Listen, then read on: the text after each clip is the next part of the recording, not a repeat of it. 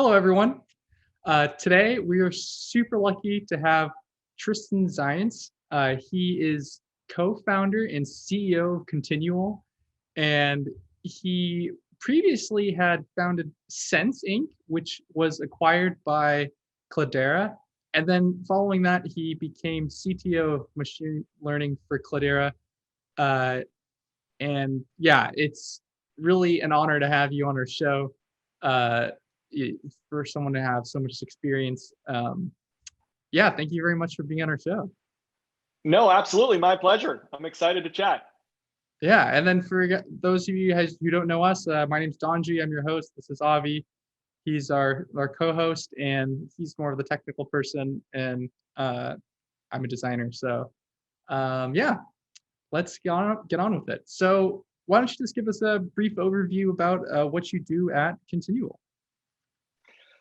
Yeah, for sure. So Continual is, we like to think of it as the missing AI layer for the modern data stack. Now there's a few terms in there like, AI and modern data stack. So the sort of a simpler way to think about it is we're providing the easiest way to get continually improving predictions about anything about your business, from customer churn to inventory forecast to equipment failures, sitting on top of modern cloud data warehouses. So we've seen a tremendous trend towards enterprises consolidating data inside of cloud data warehouses. That's the sort of the locus of data at modern companies.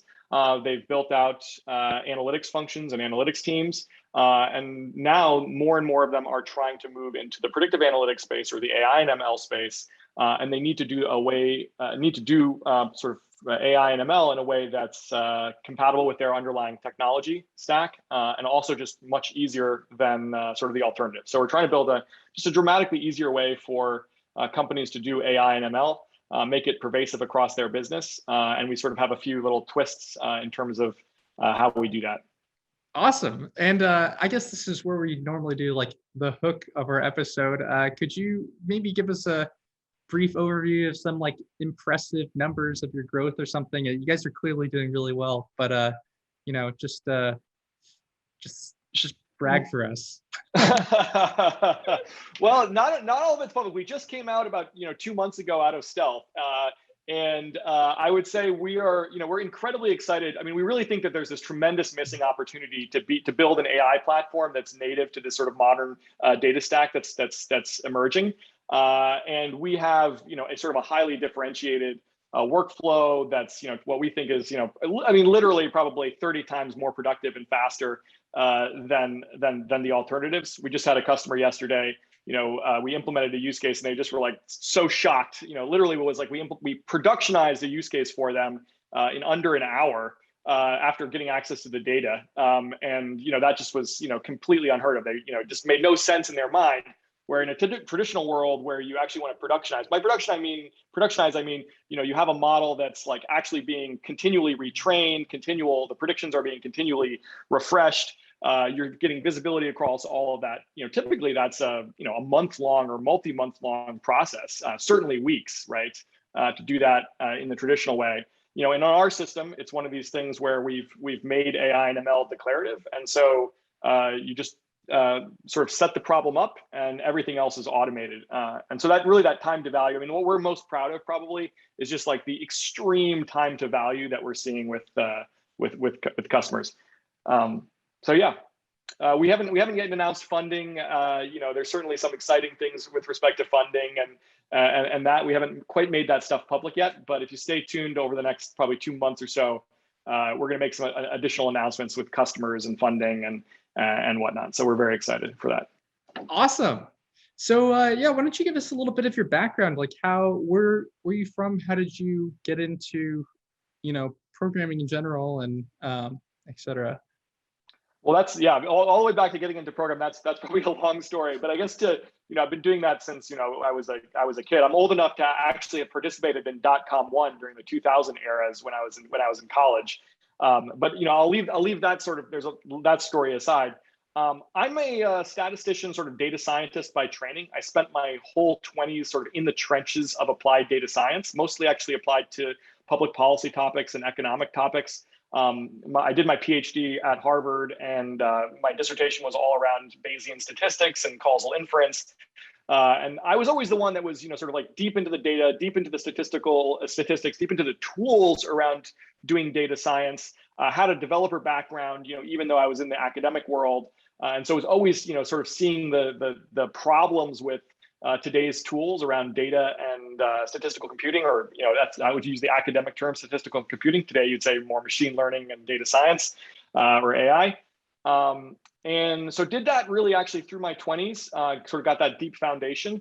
And then coming out of graduate school, really had the entrepreneurial itch.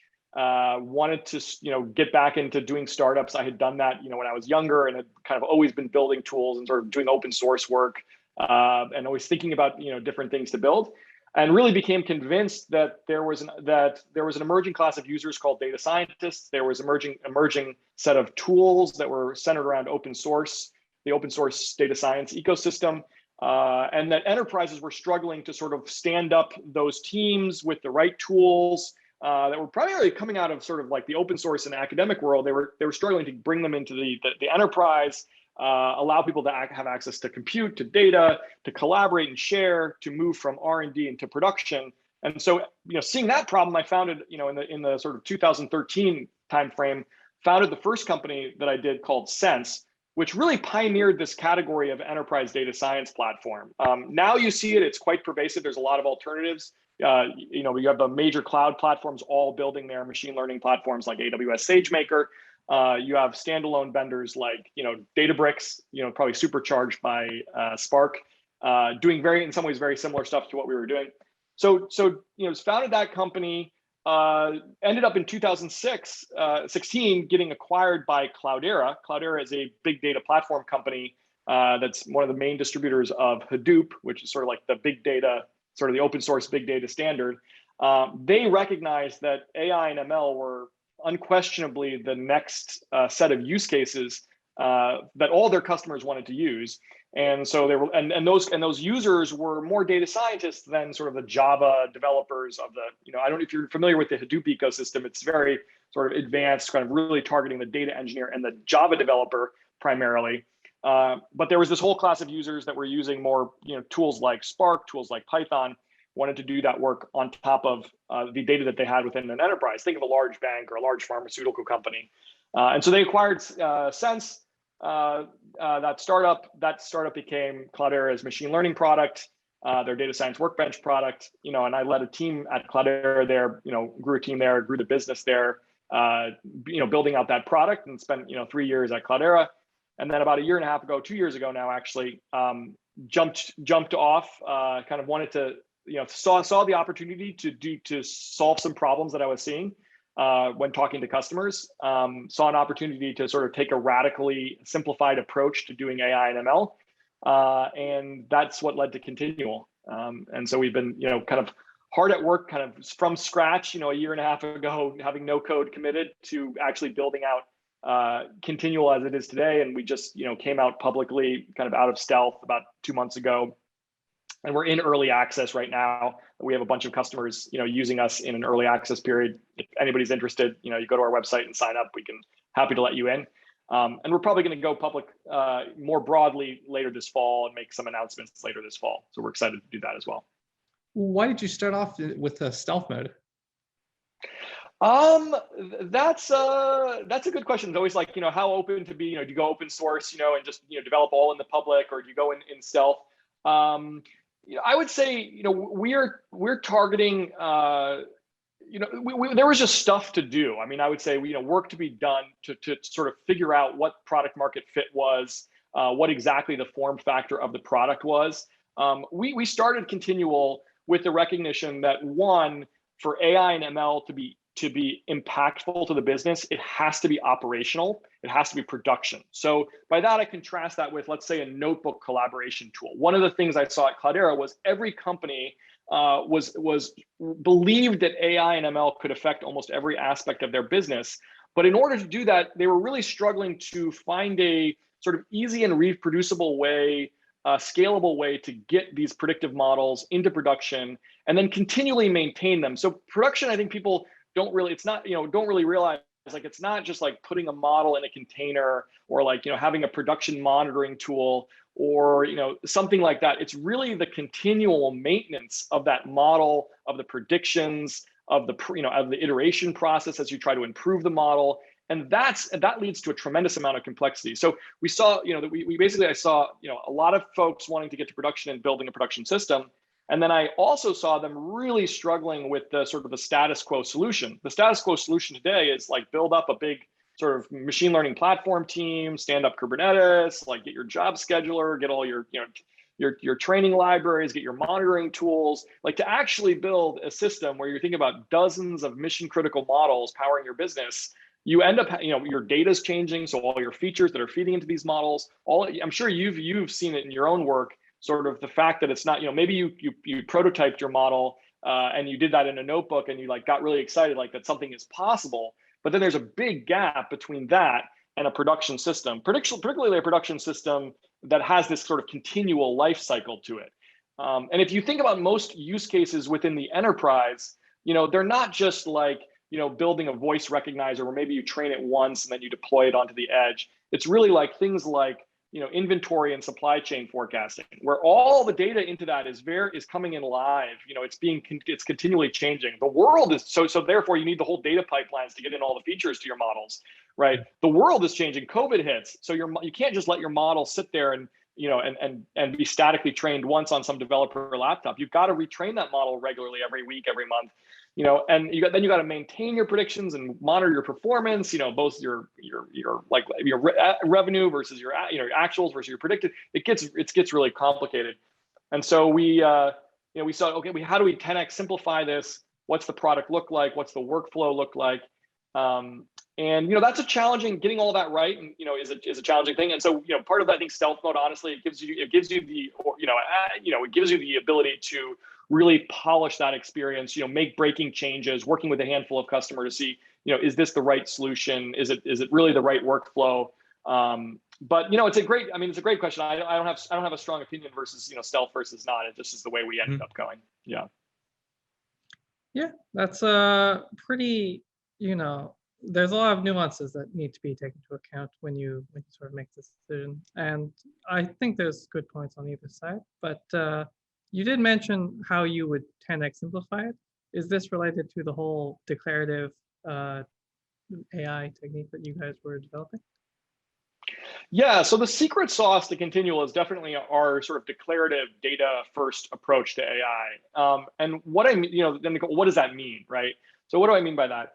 I mean by, if you think about AI and ML predictive models, at the core, like what are they at the core? They're really nothing more than a transformation between inputs. Those are often called features or signals, right? That could be, if you're doing customer churn, like how active your customer has been on your platform in the last 30 days, how much have they spent, have they called customer support, how many times, for how long, et cetera, right? These are the inputs. If you're talking about deep learning or your domain, it could be code, or it could be images, but these are basically the inputs to predictive models, or these models.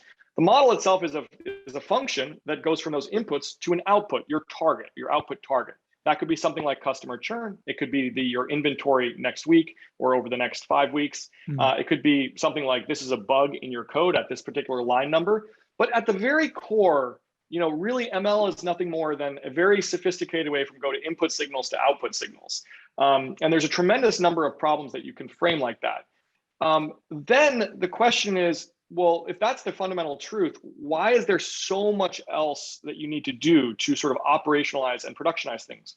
So what we have built is typically you build, Airflow DAGs and, these job systems, like you build these pipelines and you kind of orchestrate them. You have all this code that you'd write to kind of think about retraining and, monitoring and inference and all that sort of thing.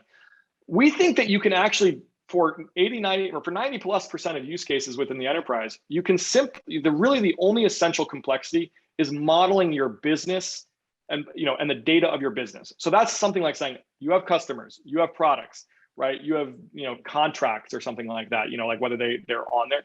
And you just need a workflow where you organize that data for machine learning. You say, these are the input features, these are the signals. Here's when they happen. Time is very, very important in a lot of these things. Here are the targets that I'm trying to predict. And so we give you a workflow. It sits on top of your data warehouse. So in this world means a lot of that workflow is done with SQL, where you kind of define these, here are features, here's our targets that I'm trying to predict. But then the process by which you then find the best model, right, to do, to go from inputs to outputs, that's kind of the AutoML world, right? So you can try a bunch of models, you can ensemble them, you can do a lot of stuff, you can do automated feature engineering. And then to maintain that process, to maintain those models, that also can be done declaratively, very much like how we've moved in cloud in infrastructure, most computing, to this sort of declarative approach to managing your cloud infrastructure, Terraform, tools like that. You can do the same. You can think about AI and ML, production AI and ML, like ML ops, as in a similar declarative way. What are your policies around refreshing your models, around refreshing your predictions, around doing promotions? Are they manual or are they automatic? And so we think you basically end up the sort of the end state of operational ML and AI is basically this data-centric sort of declarative approach, and that's kind of the secret sauce. And it looks just dramatically different than the status quo of most ML platforms today. And it's sort of like a see it to believe it thing, but I mean it's like we keep on we implement these use cases, and it's like, I mean, it literally just takes minutes. Once you get it down to that, it's like, okay, what's your inputs? What are your outputs? What's a little bit of policy? The thing is now in production, alive, getting better and better. And that is, that's like 30 times, 40 times more productive, than the alternative. There's always going to be use cases, if you're building autonomous driving, fine. You're going to have a different system than our system, right? If you're building autonomous cars. But even in those systems, if you look at where the trends are going, if you look at what, for instance, Tesla is talking about in terms of their AI infrastructure, their AI infrastructure is, they call it their data engine. It really is a process by which you try to get the right data and to bring to bear on that task. And they're trying to build this flywheel that's basically automated, where basically they're saying, here's the model's not working over here. Let me go get data that's going to help fix that.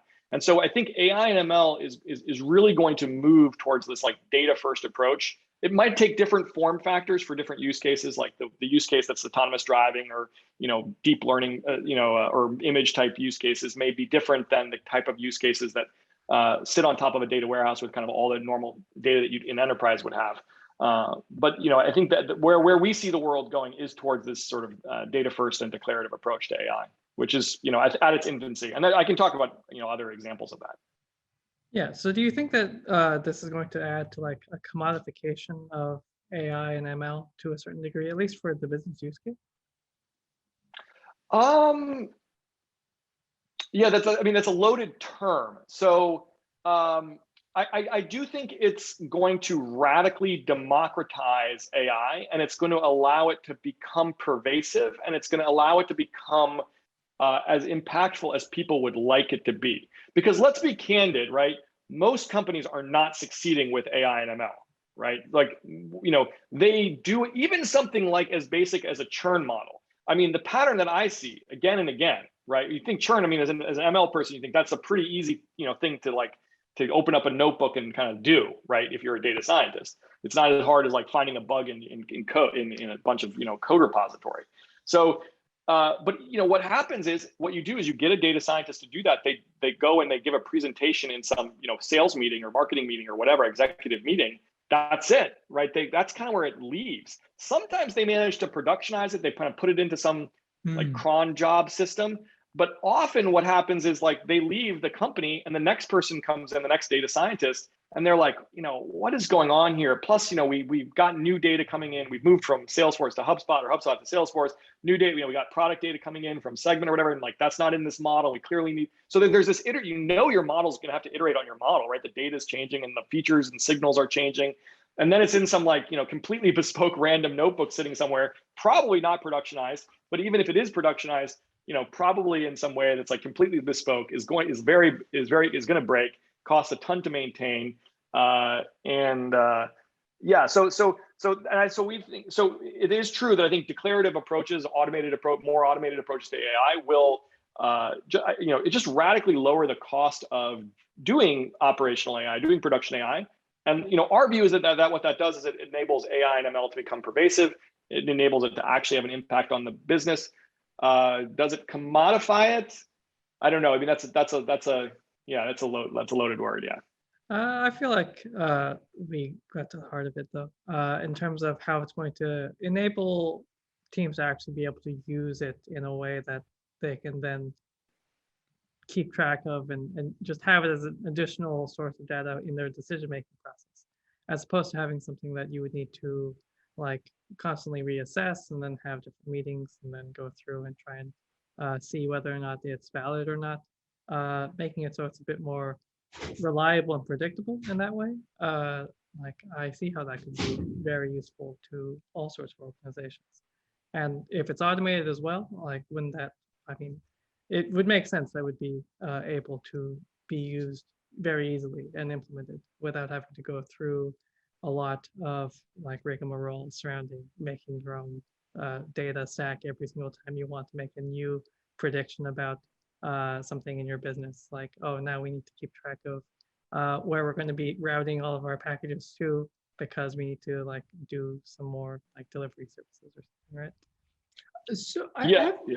I have one question about listening to how you were talking about the problem statement. Kind of, it seems that when it comes to data scientists presenting information from their businesses, from collected data, that there's just so many different use cases.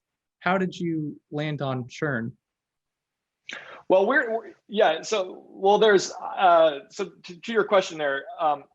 I 100% agree with you, actually, that one of the things that I've seen is that although there are some standard use cases, which I talk about, when talking, publicly, I say churn because kind of every company that has customers has a, typically is trying to predict something like churn, right? Whereas like credit risk or the risk of default is only useful in the, financial services sector, So I just use churn as an example. Inventory forecasting, it's another, or just forecasting use cases in general is a very common use case that we see. I actually, one of the things that I learned throughout last 10 years of working with customers in this space is there is just this insane long tail of AI and ML applications, right? So companies are just doing everything under the sun in terms of what are the things that they can predict, even about the customers. I mean, you have just dozens of predictions that you ultimately would want to make about your customers. But often, if you talk to a manufacturer, right, it's all of these different logistical quality control, items that are going on in their factories, in their supply chains, in their human resources, in their staffing decisions, all of these little things. How many people should be on the factory floor? How much should I order from my suppliers? Is this product, defect? How fast should I run this particular machine, right? If I run it this fast, what is the probability of, failure? There's just, and the data coming in and the prediction targets are very unique. So what we're trying to build is we are trying to build a platform. We think all of those problems can be framed in this way of like, what are the input signals and what are you trying to predict and what are you trying to maintain around those predictions? And then increasingly, a lot of that data is going to be flowing into a data warehouse because that's the kind of the place where you can integrate data most successfully. And so we think that, you build it, kind of the journey of a sort of a data-driven company is going to be bring all your data into a data warehouse from all of your different source systems, your sales tools, your ERPs, your manufacturing systems. That's going to come into a data warehouse or a data lake, but it's going to have a sort of structured, sort of SQL-centric access pattern to it, because that's kind of where all the tools that you then use can leverage that data in various ways for business intelligence purposes, analytics purposes, monitoring quality, reporting, all of that, and also increasingly predictive analytics, AI, ML, right? And so in that stack, we think there's a missing sort of what is the the kind of the continual operational prediction layer, right? What is the layer that's going from raw data to predictive insights? And that shouldn't be Kubernetes and containers and all sort of pipelines and for every single use case that you have. If you have hundreds of use cases in mind or dozens even, and you're going to have to maintain them, that's a very, very expensive stack to maintain, right? If you're just and it shouldn't it's a great stack. I mean, it's a stack that I've spent all my life building and working with. But we think that there's an opportunity to sort of like just dramatically leapfrog that. And so, but it is a horizontal, it's something that can be applied to every domain. We're focused on, data that tends to sit in the data warehouse, tends to be around customers, around supply chain. But it can be really broad, and there's no reason you couldn't do that on Continual or a product like Continual. Yeah, actually, speaking to that, how would you implement a certain type of technique or model in Continual? Like, do you have access to any sort of, let's say, if you were hacking away in a notebook to design what kind of technique you wanted to do, and now, oh, I have this idea and I validated it against data, so now I need to put it in production. Let's go to Continual. Can you just deploy any sort of model? Is there like specific types? So, we've definitely taken a bet that longer term sort of automated approaches to ML, sort of this auto ML category, is going to be, is basically going to be a huge accelerant for most applications, and it's going to dramatically simplify sort of building predictive models. So at the core of Continual, we have an automated ML system that tries, all the a whole bunch of standard models, ensembles them, does some, deep learning models, for text applications. And so we're betting, and that's, with the declarative interface, right? So it basically has this declarative interface, then the brain, right? The models and algorithms that you're trying, we go and try a ton, right? We spend a ton of work making sure that those models are great, are getting better and better. We're the one where we're tracking where the state of the art is going. We likely will, there is an interface there, like how do you translate sort of this declarative configuration to the underlying algorithm, right? Go from inputs to outputs, and any script or code that kind of fits that interface could be put in and put in, sort of underneath, right? So if you as a advanced data scientist is like, hey, I've got this very specific Hugging Face thing that I want to download from Hugging Face, and it's really good for my specific text application, then that's the sort of the plugin layer, right? Aspirationally, we would like it that, and you should have, you probably should have the ability to do that. But aspirationally, we would like it if you really were more focused on the data and the signals. What we've seen is that most of the time, what's really going to drive the performance of your model is actually the data, provided that, our, auto ML system is not, like years and years behind the state of the art, right? But typically, like the exact model architecture, is going to matter less than the sort of the data that you bring to bear. But there is this, there's sort of this boundary, like there's an abstraction layer, underneath that's like full control, above, is not. Yeah. And speaking of, as someone who's not a data scientist, I'm just correct me if I have this right or wrong. What you mean is like the data matters a lot, kind of like in GPT-3, they trained this model with just a bunch of data, and like somehow that ended up working really well instead of like focusing purely on just how you build the model. Is that kind of? Well, what I mean actually, I would say the analogy with OpenAI is actually trying to prove to you that you need no algorithms and you need no data, right? They're saying that you can solve your use case by giving it a few examples, right? Of just a few examples, just like I want this is I want to classify some text like this, I want to classify some text. Well, just give me an example like that this text is referring to a city or something like that. But you literally just give it one example. It's kind of like how you would talk to a human, right? Hey, I'm trying to classify I'm trying to extract the city from this this text, this review of from a a travel site or something, right? I want to know what city is it about. So I want to say, take this review and give me the cities that it mentions or something like that. So it's an entity extraction task.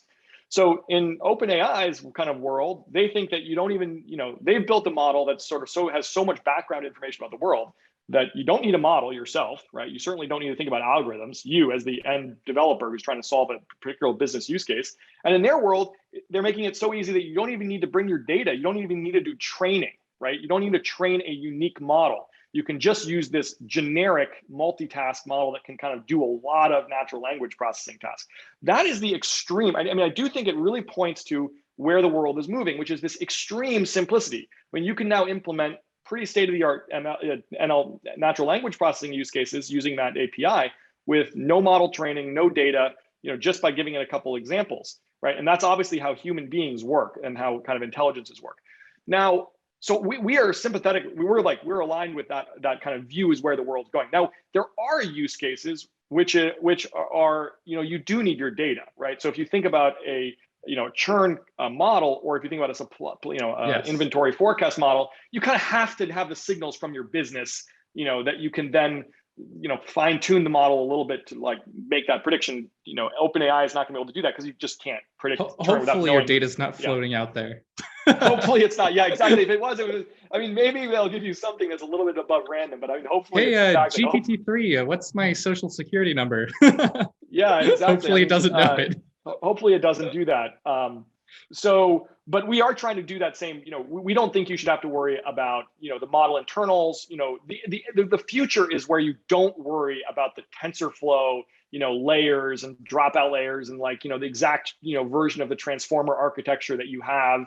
You shouldn't really need to do that, right? And our belief is there's certain applications which will be solved completely serverless without any data. OpenAI is an example of that. But you can also think of like speech recognition as an example of that. Form recognizers are increasingly examples of that. These are just like, AI as a service where it's just an API. You don't even have to bring your own data.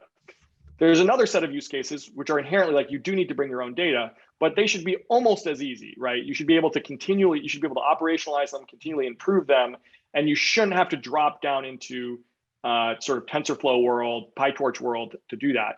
There are another set of applications like where you're really trying to push the absolute state of the art. Maybe some of your applications are like this, where you really just you're kind of in that research and R&D phase. And yeah, you need to drop down into that kind of pure way. But, if you think about like, JetBlue or Lowe's, or, I'm just trying to think of all your Staples, or, the Stanford healthcare system that's, trying to do staffing decisions for call centers or whatnot. Or any of these kind of just, you think about all the businesses that you drive by every day and you think about all their AI and ML use cases, those should, our view is, you shouldn't be writing all of those in PyTorch and TensorFlow. You should just be like, hey, I've got this data, I should get a good data foundation, and then I should have a predictive layer on top, really a continual intelligence platform or layer that sits on top of your data warehouse that's maintaining all these forecasts. And your advanced ML researchers, if you do have them in your company, kind of should be focused on those really like R&D, maybe use cases where you're trying to maybe like fundamentally change the way you do something about your business, and you need that sort of depth. They shouldn't be worried about forecasting and churn and sort of these basic use cases. Yeah. So since you guys are implementing an AutoML solution, is this something that you're making yourself, or is this from like other tools that are available? It's a mix. So I mean, we're kind of very pragmatic about it. We're just we're sort of taking a lot of the open source world. We're leveraging a lot of that.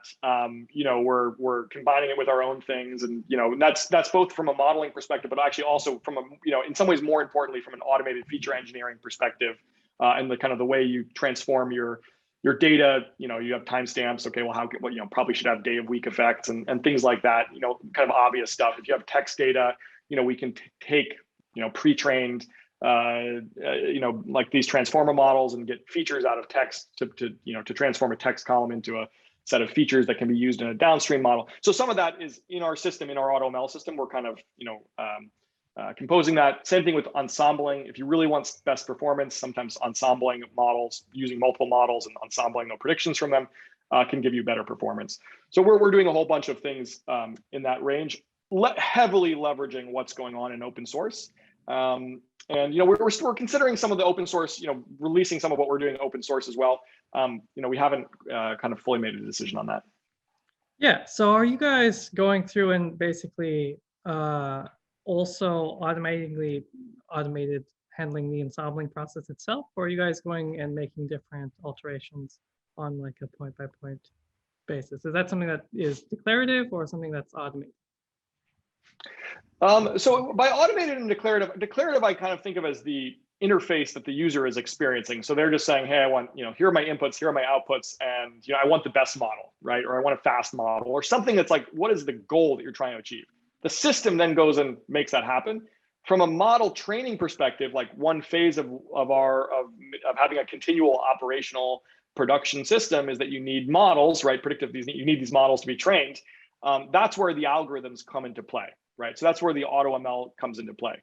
And by default, you have some control over this. By default, what we'll do is we'll try a whole bunch, we'll look at, your inputs and your outputs. We'll say, okay, what types of algorithms fit this problem domain, right? So this is a classification task on tabular data or something like that. Then here are the algorithms that we can use to try. And you'll see those. We're pretty upfront about what we're doing. So in the platform, you'll see, here's what we're trying. Here's the performance of these different algorithms.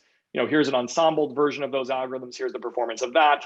And this is pretty standard, right? These is kind of, you look at the open source, AutoML space, or if you look at AutoML vendors, that little bit, we're doing similar things to that with some unique elements, but similar things.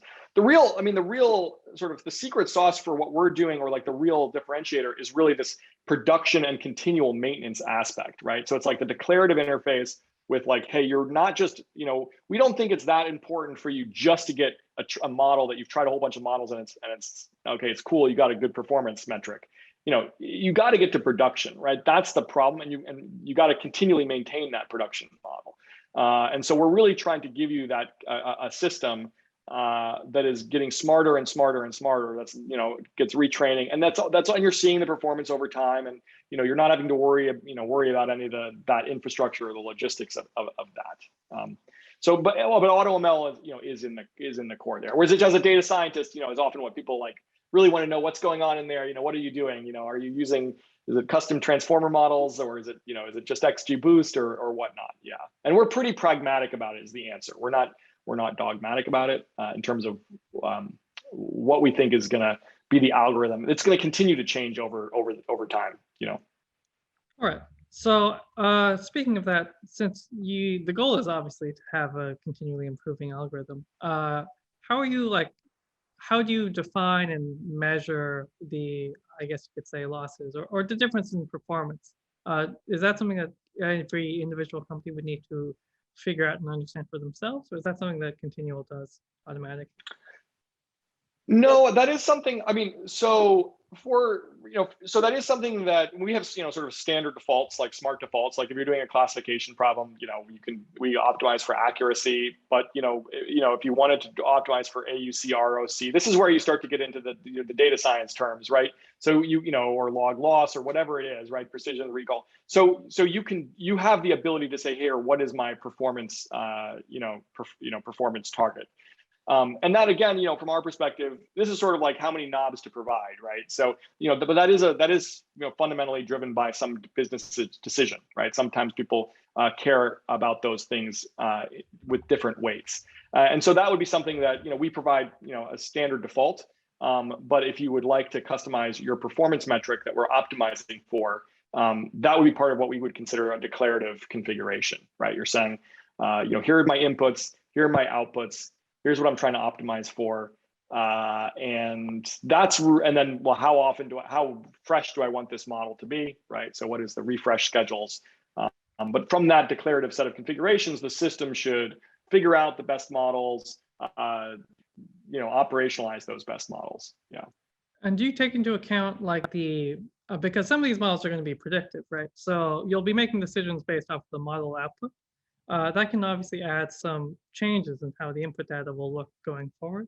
Do you have is this something that you consider and account for, or is it just like, how do you approach that sort of issue?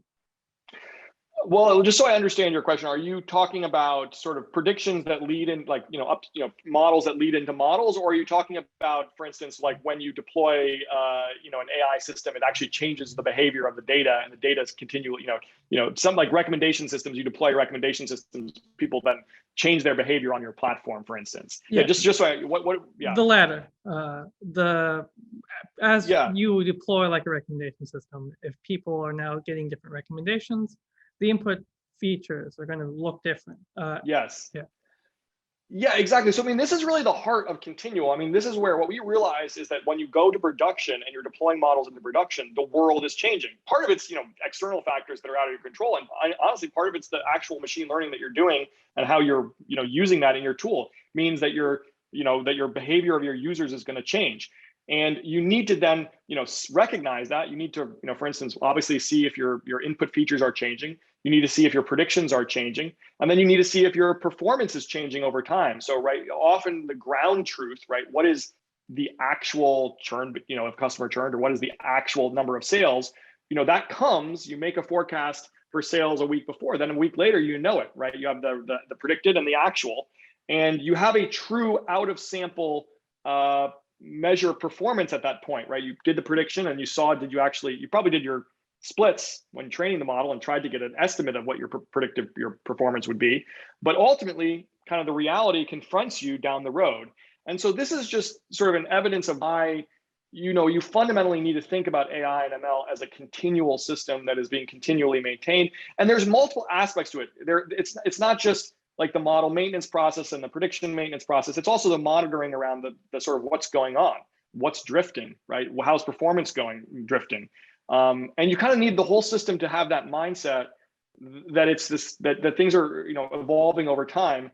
Or you end up, and typically people don't think about that on day one. Typically they put a model out there and then they're like, oh man, I probably should have monitoring, and then they do monitoring. And then they say, well, the monitoring is telling me bad things are happening. Okay, I got to have retraining. And then, and then the system gets quite complicated, right? It gets quite complicated when you're building that from scratch. And so, we're trying to build a system that really starts with that, in order to do production, you have to be continual, you have to take into this account. And that does include a lot of this monitoring around what's changing. The nice thing is we kind of have visibility into all of that. We have visibility into the features, we have visibility into the predictions, we have visibility into the ground truth, we have visibility into the models. And so it kind of gives us the ability to like stitch that all together into like a coherent picture of like how this prediction layer is performing over time. And hopefully you don't have to, hopefully just sort of on autopilot, and like if it needs to retrain the model, it does it. But if the upstream data like completely goes haywire, you should get an alert, right? That says like your upstream data is like gone totally haywire. This model is like now it's saying everybody's churning or everybody's not churning. It's clearly wrong. Something is, I would love to fix this for you, but I can't. You, the data scientist or data engineer, need to go up and figure out what's going on with your upstream pipeline, right? Yeah, that kind of speaks to what my next question was going to be. If there's like a significant discontinuity within the domain, and now situations have changed, for example, there was some sort of global pandemic, and now everyone's purchasing habits are completely different. How would you sort of like, does the model have the ability to account for that in some way? Like, will it start training a new set with the new data and then measuring performance versus each one? Or is that something that you would need to also have like the person maintaining their continual do? So I think it's the truthful answer, right, is that it's both. So yes, because the model is being refreshed, we are the world is changing. If depending on how much data you're looking back to do that training, it's going to start to learn this new pattern very quickly. The algorithm itself may be able to pick up a change point, sort of a regime shift that happens. And so the algorithm itself, so certainly you need to be retraining and be aware that there's going to be these changes, and the algorithms can pick them up. Now, sometimes you as the human reading the New York Times can recognize that, hey, before all the data's in, I know that the world has changed, right? And at that point, you need to, currently, I mean, you need to basically bring your own expertise to bear, right? And so we think that the analyst and the data team should sort of be in that sort of observational role, where they're spending more of their time just worrying about the data, worrying about that sort of thing. And then when they see something like that, ideally it should be really, really fast for them to think about what the correction should be. Like, hey, we need to stop training on like old data. Maybe we just really need to just use this new data here, because we're not this old data is completely irrelevant, right? So we need to change the training window sample. But in our system, right, that's just changing one query for what we call the model data set. And now, now the sort of the world is, now we're looking back 30 days versus 90 days. And the whole, but the whole operational aspect can kind of continue to hum along, very, very nicely, right?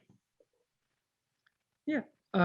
And for more predictive tasks that you would be like designing with this methodology, if like the output requires user feedback to some degree, or like some customer data, is it possible to like fuse the ability to calculate losses or calculate the performance offset based off of, like, I guess you'd say, human beings' input at a later point in time, corresponding to a specific prediction, or do you need to like have multiple different layers built on top of each other to achieve something like that?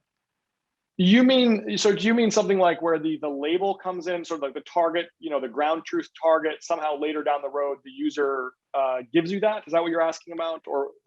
Yeah, so let's say you were like predicting whether or not a certain set of customers that you're having are going to upgrade to a certain version of your platform, right? So you're trying to figure out if they're going to go and do that based off of different factors that you're going in. Eventually, you'll find out whether or not the customer does or does not upgrade after 30 days or some window.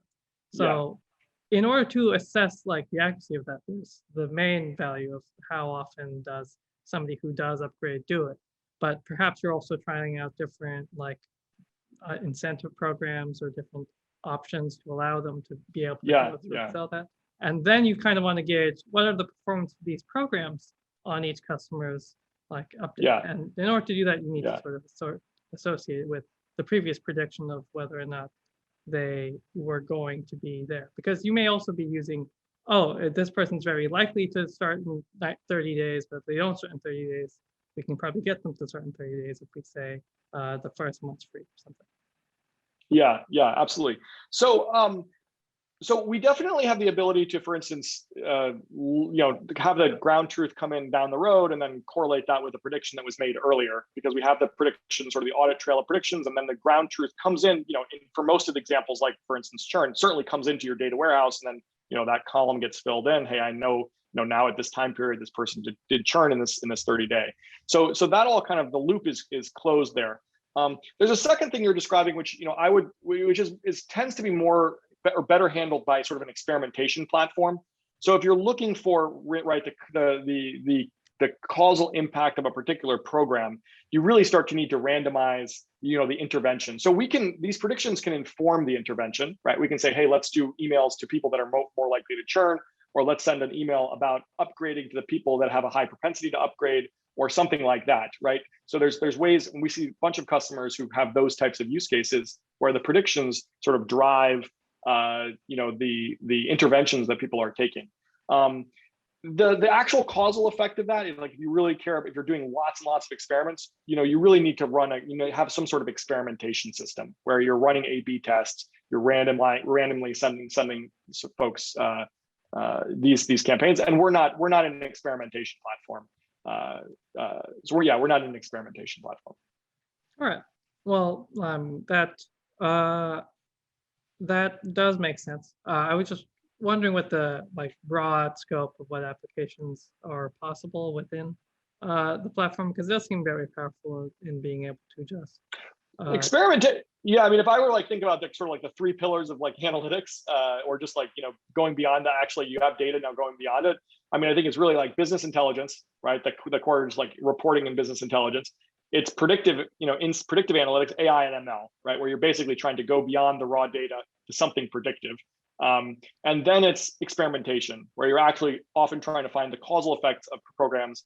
It's really around running these randomized experiments. That's sort of and typically companies, as they, if you look at, for instance, all the FANG companies, all the large technology companies, they tend to have these three components. They tend to have, a data platform. And then on top of the data platform, they build a business intelligence and analytics solution. They build a machine learning workflow, and then they build an experimentation sort of workflow. And that's sort of the analytics function. Those are the types of things that they tend to deliver.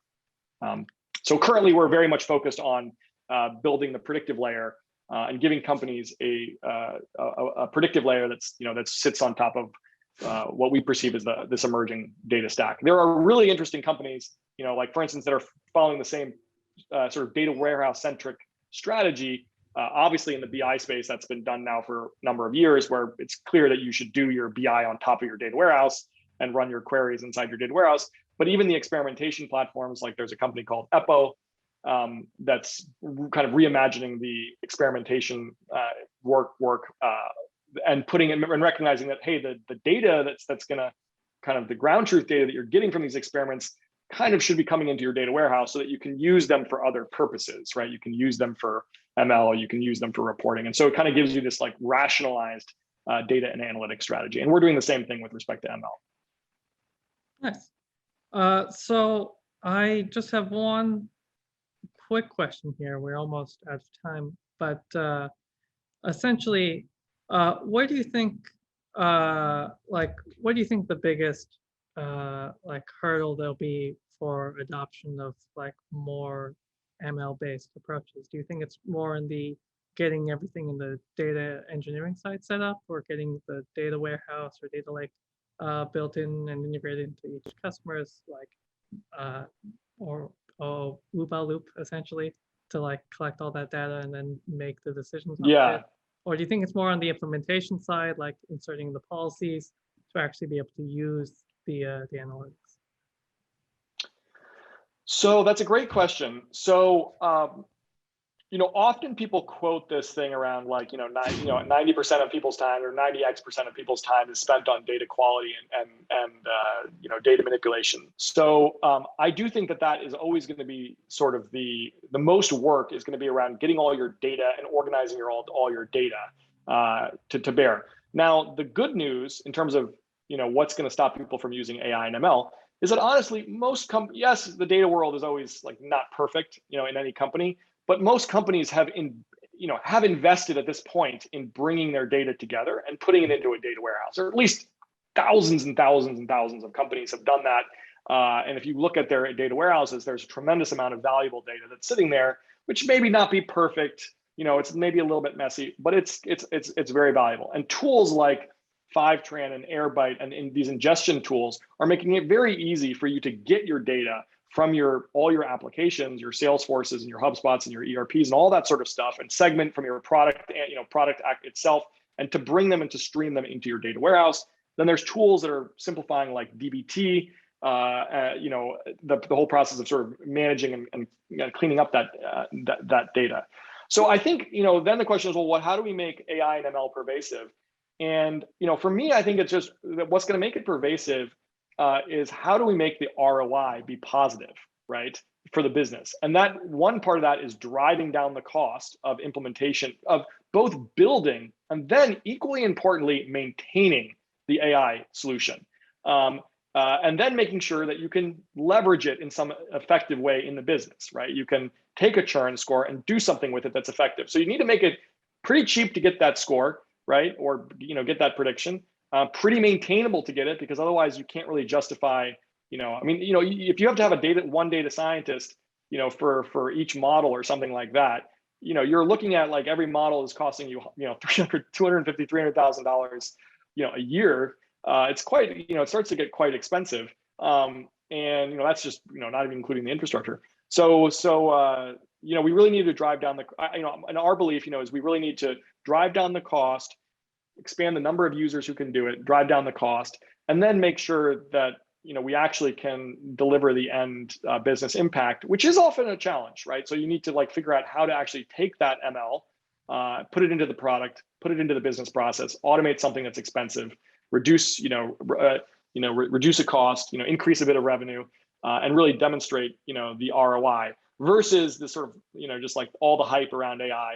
And then the business leader kind of goes, well, it sounds great, but I haven't seen the ROI. I think it's really incumbent for people in the AI and ML space to make sure that the ROI is there, both by lowering the cost to do this stuff, to maintain it, and also being kind of business focused in terms of delivering actual value to the business.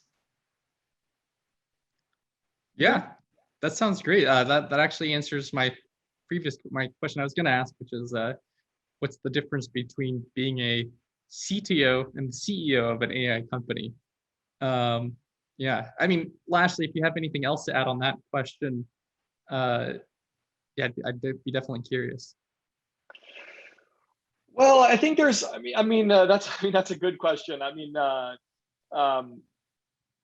I think at an early stage startup, there's, my honest answer is there's not that much difference. So, at the early stages of a startup, the CEO really needs to have a product mindset and, a problem, and you really have to be building the product and making sure the product delivers on its promise.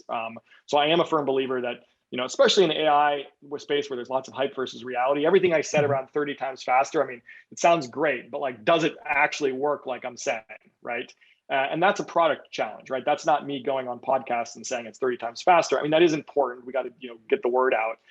But ultimately the product, fundamentally in this modern world where people use tools and people talk, your product has to deliver. And so in that world, I think that in an early stage company, the CEO and the CTO, sort of those roles, often can converge. I'm a product and sort of technologist at heart, who has, spent now a lot of time in the, also selling and talking to large enterprises and whatnot. But I'm kind of comfortable in both of those ways. So I would say actually surprisingly, there's less difference than you think at the earlier stage. At the later stages, obviously the CEO, it's people, it's customers. I mean, even the CTO, in many cases is that, whereas the CTO might say, what are the big fundamental technology shifts that are happening? Like, where is the world going? Making sure we don't get, there's a lot of innovators dilemma, happening in, AI and ML. Like where people have invested in traditional solutions and they're not kind of moving over towards new approaches, moving to the cloud, even, my previous company that I was at, we had so we struggled to like move from that on-prem world to the cloud world at Cloudera. And, that's, you need to make sure that the CTO often has that role of, really setting an agenda, a technical vision, over 5-10 years. But there has to be, a team effort. And my co-founder and I, my co-founder is CTO, I'm CEO now. We sort of share those responsibilities. That's awesome. Well, it was quite an honor to have you. This was like super entertaining, and also I learned a lot. Thank you so much, Tristan, for being on our show. Yeah, no, I really appreciate you having me. I mean, obviously, if anybody's interested in what I'm talking about, check us out at continual.com. We're also hiring, so if you want to build this sort of thing, I have to do a shout out there. And I look forward to talking with you folks in the future.